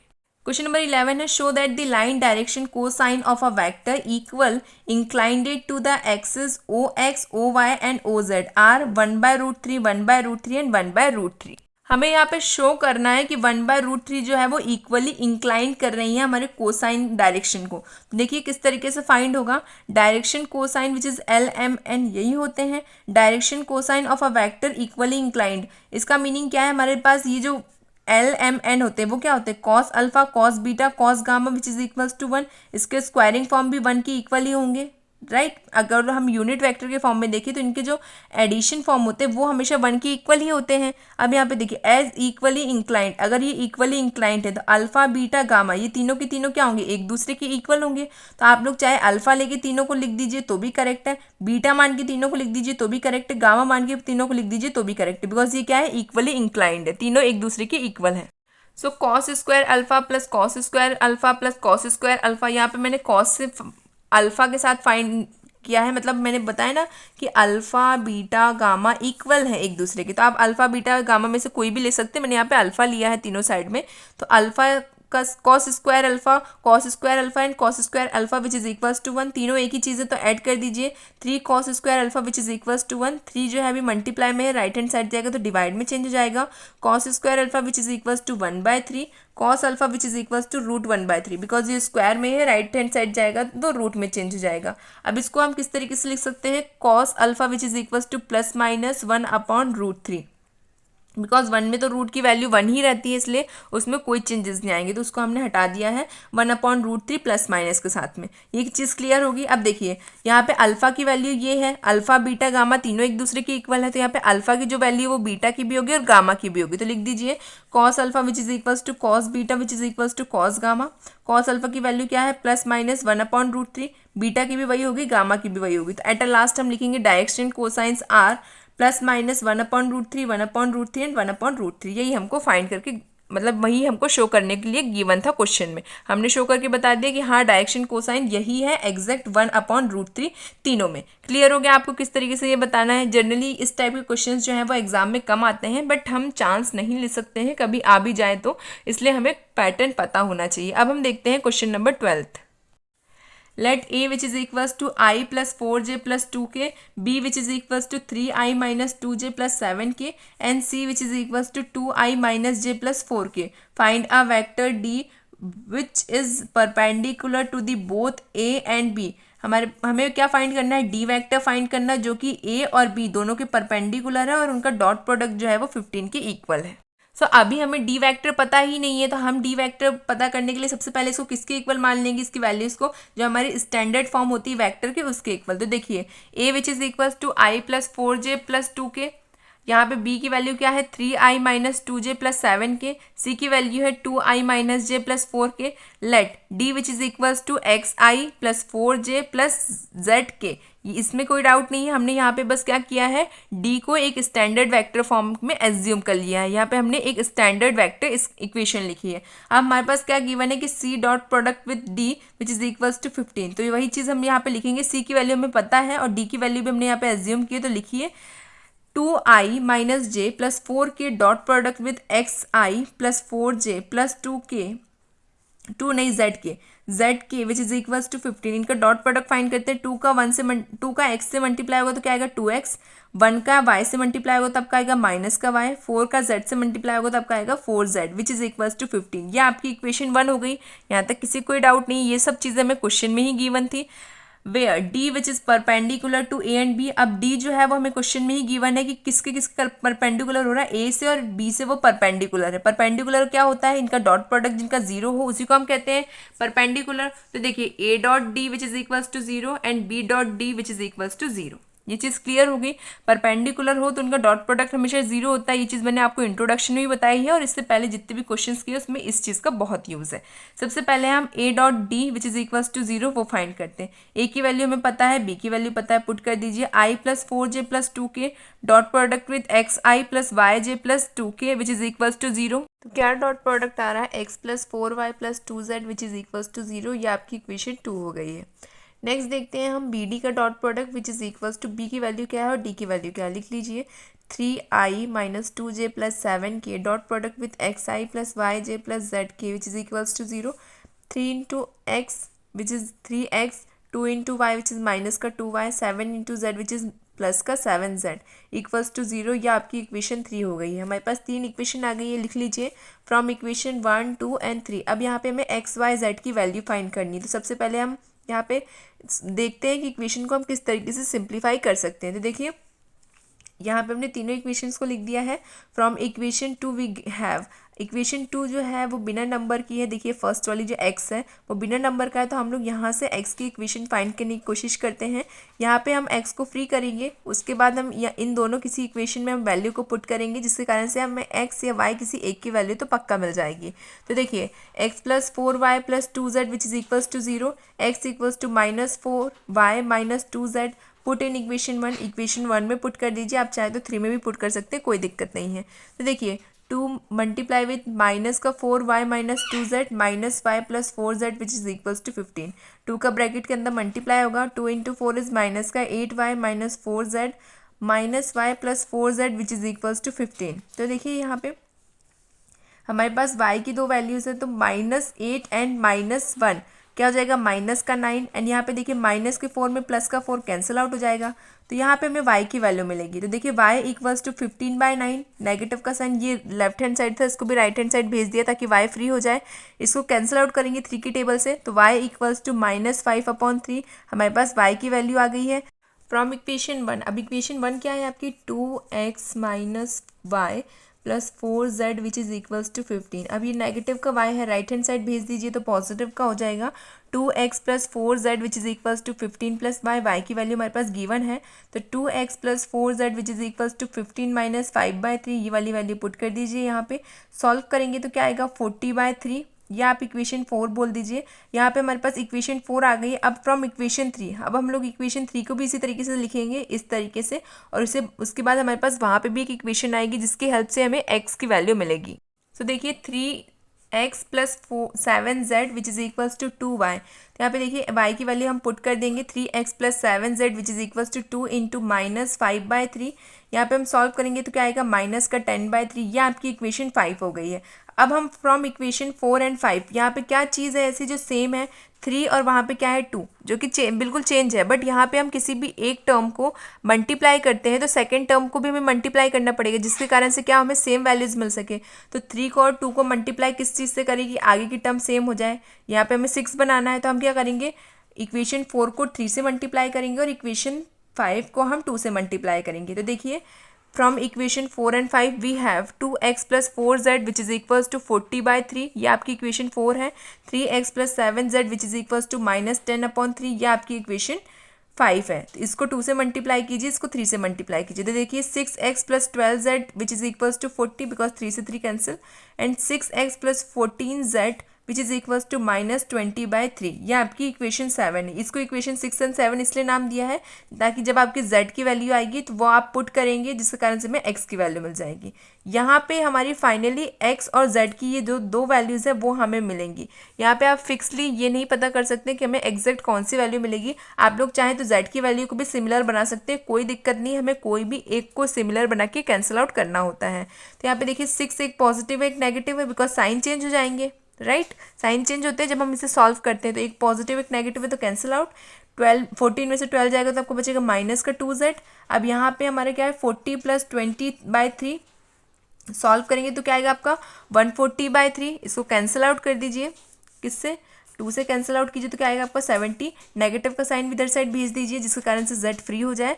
तो z इक्वल्स टू -70/3, आपके पास z की वैल्यू आ गई है, पुट कर दीजिए इक्वेशन 6 में। ठीक है, इक्वेशन 6 क्या थी आपकी, इक्वेशन 6 है आपकी 6x plus 14z which is equals to -20/3। यही आपकी ये आपकी इक्वेशन, गलती से मैंने यहाँ पे इक्वेशन 7 लिख दी है। इक्वेशन 6 है आपकी 6x plus 12z which is equals to 40। z की जगह पे z की वैल्यू पुट कर दीजिए, 6x plus 12 into -70/3 which is equals to 40। इसको थोड़ा सा सॉल्व करते हैं, 3 कैंसिल आउट होगा तो क्या आपका आ गया 4, 70 का 4 से मल्टीप्लाई होगा तो आपका आएगा 280। 280 प्लस को हम अभी यहाँ नेगेटिव रहेगा, माइनस का 280 रहेगा, ये नेगेटिव का है तो इसको राइट हैंड साइड भेजेंगे तो पॉजिटिव का हो जाएगा। तो 40 प्लस 280, इतना क्लियर हो गया। ऐड कर दीजिए और यहाँ पे जो 6 है ये भी मल्टीप्लाई में है, x को हमें फ्री करना है तो हम इसको भी कहाँ भेज देंगे, राइट हैंड साइड। तो मल्टीप्लाई में तो इक्वल किधर जाएगा तो डिवाइड में चेंज हो जाएगा। तो x equals to 320/6 cancel out कीजिए तो क्या आएगा 160/3। x की वैल्यू आ गई, y की वैल्यू आ गई, z की वैल्यू आ गई, पुट कर दीजिए d में। Then d which is equals to xi plus yj plus z K. x की वैल्यू है 160/3i, y की वैल्यू है -5/3j एंड z की वैल्यू हमारे पास -70/3 की। x y z तीनों की वैल्यूज आ गई हैं। देखिए क्वेश्चन थोड़ा सा लेंदी था बट यहाँ पे सॉल्यूशन जो है वो आपको अपने हिसाब से सॉल्व करना है बिकॉज यहाँ पे हमें x और y और z की वैल्यू फाइंड करनी है। तो हमें कोई भी ऐसी इक्वेशंस को साथ में कंबाइन करके उसमें एलिमिनेशन मेथड का यूज़ करना पड़ेगा। उसके लिए हमें कोई भी एक, या तो x आप सिमिलर बनाइए तो आप z सिमिलर बनाए, वो आपकी मर्जी है। जो भी ईजिली आपका सिमिलर बन रहा हो तो उसको मल्टीप्लाई या फिर किसी भी टर्म से डिवाइड कर सकते हैं, जिसके कारण से हमें x और z या फिर किसी भी टर्म की वैल्यू मिल सकती है। तो आपको पता ही है कि वैल्यू किस तरीके से फाइंड करते हैं, हम लोग बहुत पहले से पढ़ते आ रहे हैं मैथ्स में, और यही आपका फाइनल आंसर है। अब हम नेक्स्ट क्वेश्चन देखते हैं। क्वेश्चन नंबर 13 है आपका, the scalar product of a vector i plus j plus k with a unit vector along the sum of the vector 2i plus 4j minus 5k and delta i plus 2j plus 3k is equal to 1। ये किसके equal है, 1 के equal है। यहाँ पे clear दिया हुआ है कि इन दोनों का जो सम है वो किसके इक्वल है, 1 के इक्वल है। हमें क्या फाइंड करना है, हमें डेल्टा की वैल्यू फाइंड करनी है। तो देखिए किस तरीके से हम फाइंड करेंगे। Find the sum of two vectors का हमें सम फाइंड करना है। इसको हम a b c किसी के भी इक्वल मान सकते हैं। तो यहाँ पे हम कैपिटल A के इक्वल मान रहे हैं इन दोनों वेक्टर्स को। इन दोनों वेक्टर्स को ऐड करेंगे 2i plus 4j minus 5k plus delta i plus 2j plus 3k। i j k को कॉमन ले लेंगे और उनकी टर्म्स अलग लिखेंगे। 2 plus delta i plus 6j because यहाँ पे 4 + 2 = 6 एंड 5 में से 3 जाएगा तो कितना बचेगा आपका -2k। यहाँ पे क्लियर हो गया, हमारे पास ए आ गया, इनका एडिशन वेक्टर आ गया हमारे पास। अब हम क्या फाइंड करेंगे, इसका मैग्नीट्यूड। देखिए ए का magnitude which is equal to x² + y² + z², इन सब का स्क्वायर हो जाएगा 2 + δ² + 6 का स्क्वायर + -2 का स्क्वायर। अब यहाँ पे हमें यूनिट वेक्टर पता है, यूनिट वेक्टर भी फाइंड कर लेते हैं। तो देखिए यूनिट वेक्टर का फॉर्मूला क्या होता है, a cap which is equal to a upon magnitude of a, दोनों की वैल्यूज हमारे पास है, पुट कर दीजिए। 2 + δi + 6j - 2k अपॉन 2 + δ² + 6 का स्क्वायर + -2 का स्क्वायर। अब देखिए यहाँ पे स्केलर प्रोडक्ट्स हमारे पास गिवन है, क्वेश्चन में हमें जो जो चीज़ें गिवन है ना वो लिखते जानी है। The scalar product of a vector i + j + k with a unit vector, ये किसके साथ में है, यूनिट वेक्टर के साथ में। क्वेश्चन में हमें गिवन है कि इनका जो एडिशन होगा वो क्या है, हमारा 1 के इक्वल है, और ये जो इसके साथ में है वो किसके मल्टीप्लिकेशन होंगे, हमारे यूनिट वेक्टर के। तो हमारे पास जो टर्म्स है उसको हम मल्टीप्लाई करेंगे किसके साथ, इसके साथ जो हमारा यूनिट वेक्टर आया है। तो देखिए i + j + k dot product with all term, जो कि ए कैप है, ये इस पूरी टर्म का इसके साथ डॉट प्रोडक्ट होगा और इक्वल में 1 रहेगा, ये भी क्वेश्चन में हमें गिवन है। क्वेश्चन की लैंग्वेज अगर आप समझते हैं तो बहुत ही ज़्यादा अच्छी बात है, वरना जिस तरीके से मैं क्वेश्चन को सॉल्व कराती हूँ और एक एक क्वेश्चन की हिंट आपको बताती हूँ कि इसमें हमें फाइंड क्या करना है, क्वेश्चन में एग्जैक्ट गिवन क्या है, उसके हिसाब से हमें क्वेश्चन करना है। कभी भी कोई भी चीज़ डायरेक्टली सॉल्व मत करिए, वो कन्फ्यूजिंग होता है। According to the process slowly आप हर चीज़ को समझिए और एक एक स्टेप को फॉलो कीजिए, तभी जाके आप सारे क्वेश्चन को समझ पाएंगे। अब देखिए ये जो रूट की पूरी टर्म है ये हम राइट हैंड साइड ले जाएंगे, तो यहाँ पे डिवाइड में राइट हैंड साइड जाएगी तो मल्टीप्लाई में हो जाएगी, और इन दोनों का डॉट प्रोडक्ट देखिए i + j + k 2 + δi + 6j - 2k which is equals to ये पूरी की पूरी टर्म रूट की एज इट इज।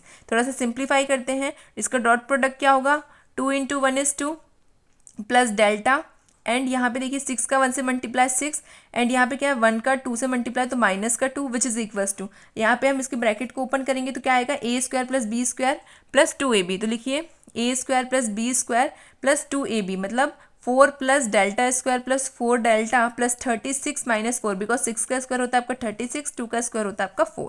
इतना क्लियर हो गया आप लोगों को। यहाँ पे जो साइन है वो नेगेटिव नहीं पॉजिटिव होगा, बिकॉज नेगेटिव साइन भले हो लेकिन स्क्वायर होने के कारण से ये क्या हो जाता है, पॉजिटिव हो जाता है। सबको इतना क्लियर है। अब देखिए π/6, एक +2 एक -2 है, कैंसिल आउट हो जाएगा। यहाँ पे आप लोग देखिए क्या है, δ² हम लोग आगे लिखेंगे बिकॉज स्क्वायरिंग के फॉर्म में हम अरेंज करेंगे जो हमारी डिग्रीज है उसके अकॉर्डिंग। तो δ² + 4 δ, अब यहाँ पे 36 + 4 + 4, तो 36 + 4 इज 40, 40 + 4 इज 44, तो यहाँ पे आ जाएगा हमारा δ² + 4 δ + 44। अब क्या करेंगे, हमें ये रूट हटाना है तो स्क्वायरिंग बोथ साइड, तभी हमें डेल्टा की वैल्यू मिलेगी। तो ऑन स्क्वायरिंग बोथ साइड दोनों तरफ स्क्वायरिंग कर देंगे, तो देखिए यहाँ पे स्क्वायरिंग करेंगे तो रूट कैंसिल आउट हो जाएगा। अब दोनों को इक्वल लेके कंपेयर कर लेते हैं, δ² + 36 + 12 δ विच इज इक्वल्स टू δ² + 4 δ + 44। अब यहाँ पे आप लोग देखिए जब हम इसे सॉल्व करेंगे तो यहाँ पे हम स्क्वायर वाली टर्म्स एक यहाँ पे भी एक यहाँ पे भी है, कोई भी चीज़ एक साइड आ जाएगी तो ये नेगेटिव और पॉजिटिव में चेंज होंगे। तो ये आपका पॉजिटिव है, ये नेगेटिव मान लेते हैं तो कैंसिल आउट हो जाएगा। अब यहाँ पे सेकंड चीज़ देखिए 12 क्या है 12 δ, अब ये 4 है ना पॉजिटिव, इसको राइट हैंड साइड लेके जाइए, ये 36 जो है एक्स्ट्रा इसको एक साइड लेके जाइए। हम डेल्टा की टर्म्स एक साइड लिखते हैं और ये 36 और कांस्टेंट वाली टर्म को हम एक साइड लिखेंगे। हमने कांस्टेंट टर्म अलग कर दिए, डेल्टा वाली टर्म अलग कर दिए। 12 में से 4 जाएगा तो आपका बचेगा 8 δ विच इज इक्वल्स टू 44 में से 36 जाएगा तो बचेगा आपका 8, 8 से 8 कैंसिल, तो क्या बच रहा है आपका δ = 1। यहाँ पे इसको लैम्डा भी बोलते हैं, मैं डेल्टा बोलती हूँ, आप लोग लैम्डा भी बोलेंगे कोई दिक्कत नहीं है। लैम्डा = 1, लैम्डा और डेल्टा एक ही चीज़ है, तो मैं यहाँ पे स्टार्टिंग से इसको लैम्डा ही बोल रही हूँ, सॉरी डेल्टा ही बोलती हूँ, इसलिए मुझे डेल्टा से ही याद है, आप लोग लैम्डा समझिए इसको, ठीक है। अब हम देखते हैं question number 14। If A, B, C are mutually perpendicular vector of each magnitude, show that the vector A + B + C is equal inclined to A, B and C।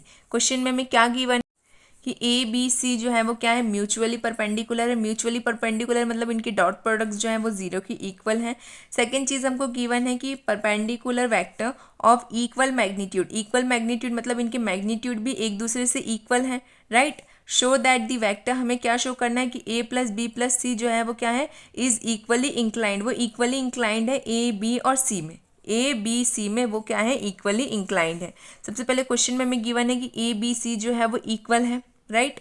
इनके जो मैग्नीट्यूड है वो भी इक्वल है, ये भी क्वेश्चन में हमें गिवन है। ए बी सी जो है वो क्या है, म्यूचुअली परपेंडिकुलर है, ये भी हमें क्वेश्चन में गिवन है। म्यूचुअली परपेंडिकुलर है मतलब ए और बी का डॉट प्रोडक्ट जो है वो जीरो के इक्वल है, बी सी का डॉट प्रोडक्ट वो भी जीरो के इक्वल है, ए सी का डॉट प्रोडक्ट वो भी जीरो के इक्वल है, क्योंकि म्यूचुअली परपेंडिकुलर है तो इनके डॉट प्रोडक्ट जो है वो जीरो के इक्वल होंगे। अब हम देखते हैं डॉट प्रोडक्ट का मल्टीप्लाई करके। देखिए यहाँ पे हम किसी भी तीनों की तीनों साइड में हम क्या करेंगे, पहले ए का पूरी की पूरी ए प्लस बी प्लस सी के साथ में मल्टीप्लाई, फिर बी का, फिर सी का, तभी हमें पता चलेगा कि क्या ये वेक्टर जो है ए प्लस बी प्लस सी जो वेक्टर्स हमें गिवन है क्या वो इक्वली इंक्लाइंड हैं ए बी सी में, ये नहीं है। तो देखिए सबसे पहले हम ए के लिए देखेंगे, a dot product with a plus b plus c which is equals to, अब आपको पता है कि सेम जो टर्म्स हमारी रहती हैं आई, जैसे i dot product with i which is equals to 1, because इसमें कॉस थीटा की डिग्री, कॉस जो रहता है उसका एंगल क्या रहता है, जीरो, और एंगल जीरो की वैल्यू क्या रहती है आपकी, कॉस जीरो की वैल्यू आपकी 1 रहती है, और कॉस 90 की वैल्यू आपकी 0 रहती है। दैट्स वाई यहाँ पे जो आई डॉट विथ आई है वो क्या रहेगा आपका 1, और जो किसी और के साथ अगर उसका डॉट प्रोडक्ट बनता है तो वो क्या रहता है 0। इसका मतलब है कि ए जो है ए के साथ डॉट प्रोडक्ट बनाएगा तो वो आपका ए स्क्वायर रहेगा, ए जब बी के साथ डॉट प्रोडक्ट बनाएगा तो वो आपका 0, ए सी के साथ डॉट प्रोडक्ट बनाएगा तो वो भी 0। तो ए विच इज इक्वल्स टू ए का स्क्वायर, यही चीज़ बी के साथ भी होगी, यही चीज़ सी के साथ होगी। बी खुद के साथ मल्टीप्लाई होगा, बाकी दोनों के साथ क्या आएगा आपका 0 आएगा। सिमिलरली सी के साथ भी यही होगा, सी खुद के साथ तो मल्टीप्लाई डॉट प्रोडक्ट बनाएगा पर बाकी दोनों के साथ 0 रहेगा। तो देखिए a square, b square and c square, इन तीनों को जब हमने डॉट प्रोडक्ट फाइंड किया तो हमें ये टर्म्स मिल रही हैं। We know that a which is equals to b which is equals to c, so that इनका स्क्वायर भी एक दूसरे के इक्वल होगा। So a b c are equally inclined to a plus b plus c, इसलिए a b सी जो है वो क्या है, इक्वली इंक्लाइंड है ए बी सी में, बिकॉज इनका स्क्वायरिंग भी जो है एक दूसरे की इक्वल होगा। और यहाँ पे हमें क्वेश्चन में भी यही पूछा गया था कि हमें क्या शो करना है कि क्या vector a plus b plus c जो है वो इक्वली इंक्लाइंड है ए बी सी में, ये नहीं है। तो हाँ बिल्कुल इंक्लाइंड है, बिकॉज इनको सॉल्व करने पर इनका डॉट प्रोडक्ट भी ए बी सी जो है तीनों इक्वल ही आ रहे हैं। क्लियर हो गया इतना। अब हम देखते हैं question number 15। Prove that a plus b dot a plus b which is equals to magnitude of a or magnitude of a का square plus magnitude of b का square if and only if a and b are perpendicular given a is not equals to 0 and b is not equals to 0। ये हमें question में given है। हमें क्या proof करना है कि इनका डॉट प्रोडक्ट जो है मतलब लेफ्ट हैंड साइड जो है वो राइट हैंड साइड की इक्वल है, हमें बस ये प्रूफ करना है करेक्ट लैंग्वेज में बोला जाए तो। क्वेश्चन में क्या क्या गिवन है पहले वो लिखिए, a dot b which is equals to 0, dot product कब 0 होते हैं, जब वो आपस में क्या हो, परपेंडिकुलर हो। ए जो है वो 0 की इक्वल नहीं है, बी भी जो है वो क्या है 0 की इक्वल नहीं है, ये हमें क्वेश्चन में गिवन है। So a plus b dot product with a plus b which is equals to magnitude of a का square plus magnitude of b का स्क्वायर। हम लेफ्ट हैंड साइड सॉल्व करते हैं, राइट हैंड साइड अपने आप आ जाएगी। इनका डॉट प्रोडक्ट देखिए, ए का ए से डॉट प्रोडक्ट, ए का बी से डॉट प्रोडक्ट, बी का ए से डॉट प्रोडक्ट और बी का बी से डॉट प्रोडक्ट। अब यहाँ पे देखिए हमको पता है कि i dot with i which is equals to 1, अगर ये किसी और के साथ डॉट प्रोडक्ट बनाता है तो वो क्या होता है 0 होता है। ये चीज़ आपको पता है, वही चीज़ यहाँ पे भी होगी। तो देखिए a into A is a का स्क्वायर प्लस यहाँ पे ए बी है और यहाँ पे क्या है बी ए, इसको हम ए बी भी मान सकते हैं। तो a b and A b तो क्या आ जाएगा आपका 2ab प्लस यहाँ पे क्या आएगा आपका बी का स्क्वायर मैग्नीट्यूड के साथ में।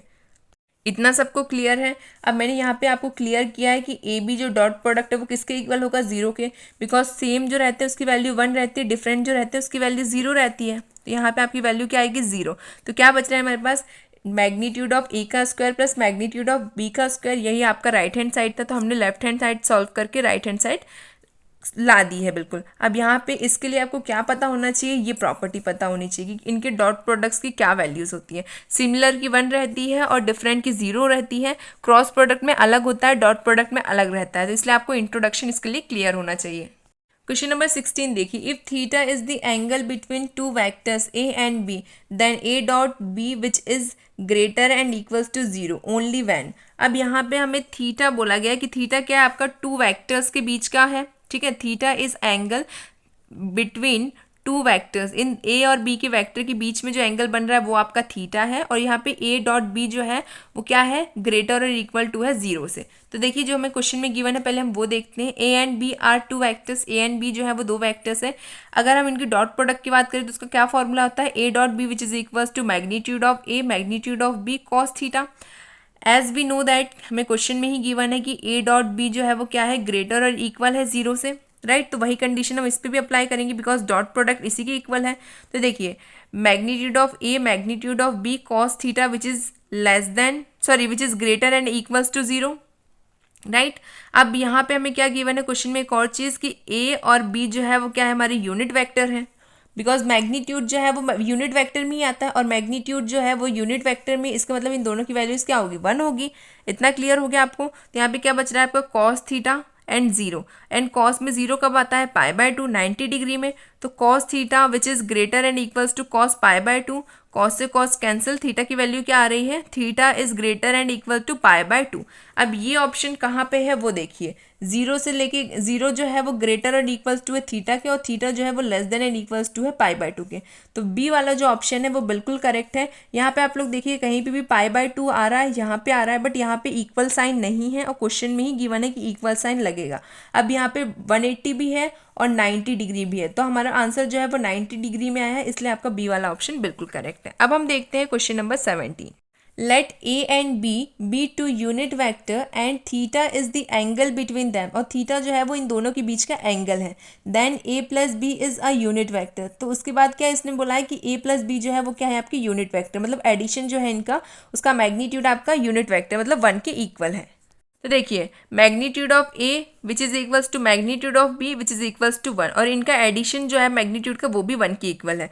अब हम क्या करेंगे, स्क्वायरिंग बोथ साइड। इसके कारण हमने ये किया है बिकॉज हमें क्या चाहिए, थीटा चाहिए, और थीटा जब हम इसका स्क्वायर करेंगे तभी हमें थीटा मिलेगा, तभी जाके हम कॉस थीटा वाला फॉर्मूला अप्लाई कर सकते हैं जो डॉट प्रोडक्ट का होता है। तो देखिए ए प्लस बी के मैग्नीट्यूड का square which is equals to 1, इसको अगर मैं ब्रेक करके लिखूँ तो किस तरीके से लिख सकते हैं, a plus b dot a plus b which is equals to 1, dot product find कर लीजिए। तो देखिए a into a which is a into a, into नहीं है, डॉट प्रोडक्ट है, तो यहाँ पे हम डॉट प्रोडक्ट ही पढ़ेंगे, a dot a plus a dot b plus b dot a plus b dot b which is equals to 1। अब यहाँ पे देखिए ए डॉट ए हम कैसे लिखेंगे, मैग्नीट्यूड ऑफ ए का स्क्वायर प्लस 2ab, बिकॉज यहाँ पे भी ए बी है, यहाँ पे भी ए बी है, तो यहाँ पे इन दोनों को ऐड किया तो क्या आएगा 2ab, प्लस यहाँ पे क्या आएगा आपका b का मैग्नीट्यूड का square which is equals to 1। यहाँ तक किसी को कोई डाउट नहीं है। अब आपको पता है कि मैग्नीट्यूड की वैल्यू क्या है, आप लोग चाहें तो इक्वेशन 1 इसको नाम दे सकते हैं और यहाँ पे लिख सकते हैं फ्रॉम द इक्वेशन 1। मैग्नीट्यूड की वैल्यू क्या गिवन है, हमारे पास 1 गिवन है, तो दोनों साइड आपका आ जाएगा 1। और यहाँ पे देखिए ए डॉट बी का क्या फॉर्मूला होता है, डॉट प्रोडक्ट के according a dot b which is equals to magnitude of a magnitude of b cos theta, ये मैंने यहाँ पे लिख भी रखा है, ठीक है। यही होता है आपका डॉट प्रोडक्ट का, वही चीज़ यहाँ पे पुट हो जाएगी। अब इसके बाद देखिए 1 + 1 = 2, ये जो 2 है ये राइट हैंड साइड भेजेंगे, पॉजिटिव है, राइट हैंड साइड जाएगा तो नेगेटिव हो जाएगा। So 2 magnitude of a magnitude of b cos theta which is equals to 1 - 2। अब ये बड़ी साइन में है, मतलब 2 में है ये नेगेटिव साइन, तो यहाँ पे नेगेटिव आएगा, -1। अब यहाँ पे ये जो 2 है ये भी एक्स्ट्रा है, तो इसको हम कहाँ भेज देंगे, राइट हैंड साइड। तो अभी मल्टीप्लाई में राइट हैंड साइड जाएगा तो डिवाइड में चेंज हो जाएगा, magnitude of a magnitude of b cos theta which is equals to -1/2। Clear हो गया। अब मैग्नीट्यूड ऑफ ए और बी की वैल्यू तो भाई हमारे पास 1 ही है, हमको पता है, तो इसकी तो कोई ज़रूरत नहीं है। अब क्या बच रहा है, cos theta which is equals to -1/2।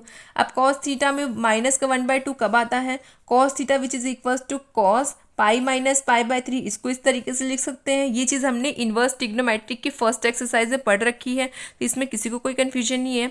अब देखिए कॉस से कॉस कैंसिल आउट हो गया, इसका एलसीएम ले लीजिए, theta which is equals to 3π - π/3, theta which is equals to 2π/3। आपका ऑप्शन डी जो है वो बिल्कुल करेक्ट है। क्लियर हो गया। अब हम देखते हैं question number 18। The value of i dot j into k plus j dot i into k plus k dot i into j is. अब हमें यहाँ पे क्या करना है, इनका डॉट प्रोडक्ट फाइंड करना है, जिसके कारण से हमें वैल्यू मिलेगी। तो देखिए सबसे पहले यहाँ पे मैंने वो वैल्यू जो हमें क्वेश्चन में इक्वेशन गिवन है, सबसे पहले मैंने वो लिख ली। उसके बाद जो प्रॉपर्टीज हमें पता है उस पर ध्यान दीजिए। I dot i which is equals to 1, same जो है डॉट वाले वो हमेशा 1 के इक्वल होते हैं।